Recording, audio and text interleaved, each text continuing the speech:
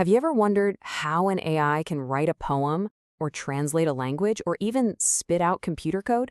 Well, the answer to that for a lot of things these days is a revolutionary piece of tech called the Transformer.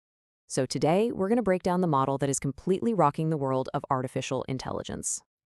You know, this quote just nails the feeling in the AI world when Transformers showed up. They weren't just a small step forward, they were this huge leap that made everyone stop and completely rethink what was even possible, especially when it came to something as tricky as human language.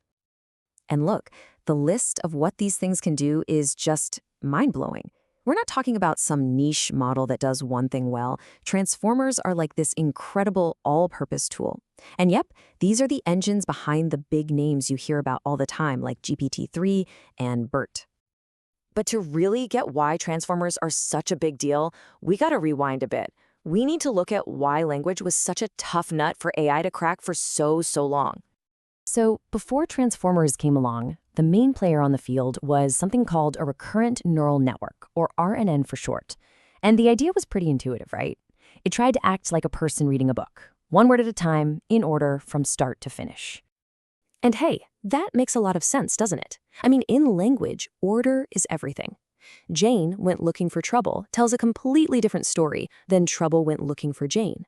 So any model has to get that. And RNNs tried to do it by going word by word. But, and this is a big but, this one word at a time thing had some serious problems. For one, RNNs had terrible memory. By the time they got to the end of a long paragraph, they'd pretty much forgotten what happened at the beginning. And even worse, they were painfully slow to train.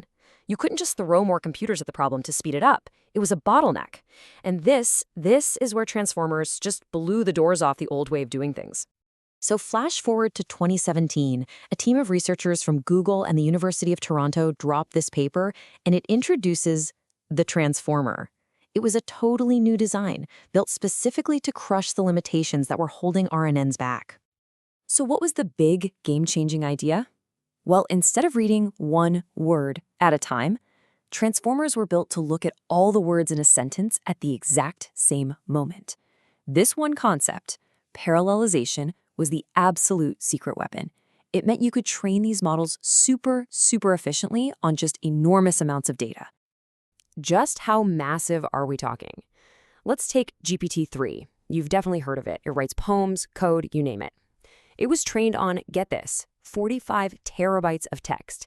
That is an insane amount of data. It's like a huge chunk of the internet, millions of books, and all of Wikipedia combined. That kind of scale is only possible because of this parallel design. And really, this is the core principle. If you take away just one thing from all this, it should be this. The Transformer design unlocked the ability to train at a scale nobody thought was possible. And when you mix that kind of scale with a giant data set, the results aren't just good. They're magic. That's the secret sauce. All right, so we get it. They're fast, they can handle huge amounts of data, but how? How does a model read everything all at once and still make sense of it? Let's pop the hood and take a look. It really all comes down to three big ideas: positional encodings, something called attention, and then the real star of the show, self-attention. Let's walk through them one by one. Okay, first up, positional encodings. This solves a really obvious problem, right?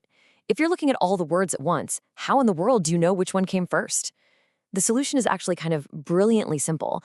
The model basically just tags each word with its position. Word 1, word 2, word 3, and so on. That way, the order is baked right into the data from the get-go. Okay, innovation number 2 is a mechanism called attention. Now imagine you're translating a sentence. You can't just go word for word because grammar is totally different between languages. Attention is what lets the model look back at the entire original sentence every single time it's about to write a new word. It helps it decide, okay, for this next word, which of the original words are the most important for me to focus on right now? It literally learns where to pay attention.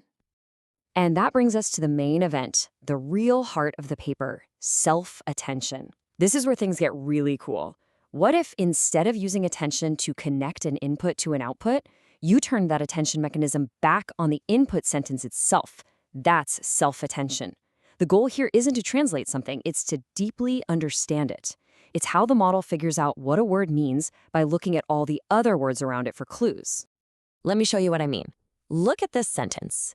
When you read the word server, how do you know what it means? Well, your brain immediately latches onto the word check, right?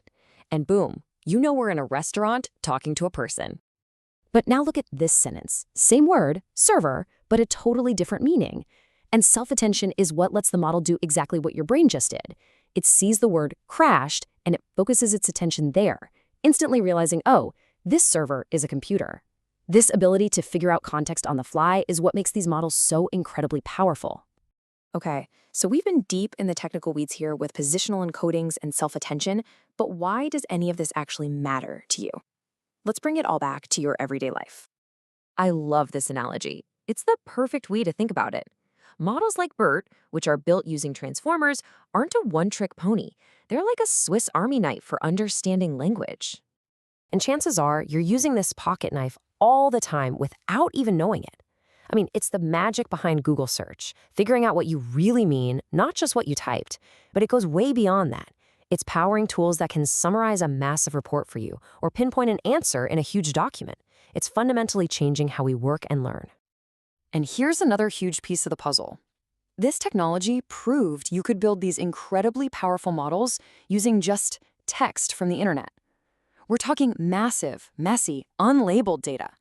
Think all of Wikipedia, huge chunks of Reddit, without needing humans to tediously label everything first. This was a total game changer.